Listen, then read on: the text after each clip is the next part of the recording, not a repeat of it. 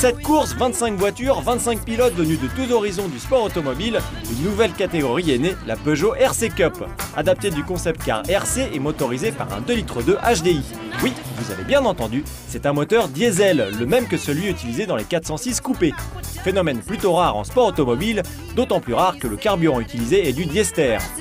C'est le diester, effectivement. Le diester qui est un biocarburant, qui est un dérivé d'huile végétale et qui est aujourd'hui incorporé. Qui vient de vieille végétale, qui vient de Alors, principalement, c'est le colza qu'on utilise. Colza, et dans ce cas-là, de la compétition Peugeot RC Cup Diester Total, on a l'utilisation à 50% incorporée dans le gazole.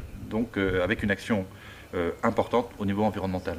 Est-ce que ce type de carburant est moins performant qu'un carburant classique? Non, il a à peu près. C'est d'abord un carburant, un biocarburant qui a les mêmes propriétés physico-chimiques. Donc le mélange est stable entre les deux. C'est pour ça qu'on peut le mélanger au gazole. Et il apporte aujourd'hui à peu près les mêmes valeurs en termes de performance pour le gazole. Pas vraiment sportif tout ça, me direz-vous, mais si justement, rassurez-vous, le châssis lui reste un véritable châssis de course. Monocoque aluminium, double triangulation avant et arrière, aileron imposant, le tout ne pesant pas plus de 800 kg. Tout y est.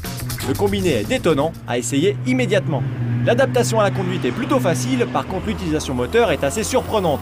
Après seulement un tour de piste, je rentre au stand, j'ai comme un petit souci. Et le témoin rouge là, c'est quoi qui s'allume? Régime maxi. Ça prend 4000 tours? Ouais, 4000 tours, ouais. Non. 4100, exactement, ouais. Ça sert à rien de monter tout au bout parce que le couple, en fait, il est à 3006, 3007 le maximum. Bon, ouais, d'accord. Wow. Merci. Bon, allez, on est parti. Donc, moteur diesel, hein. C'est vrai qu'habituellement, sur les circuits, on passe pas les rapports avant 4000 tours. On est plutôt sur des séries de 8000 tours.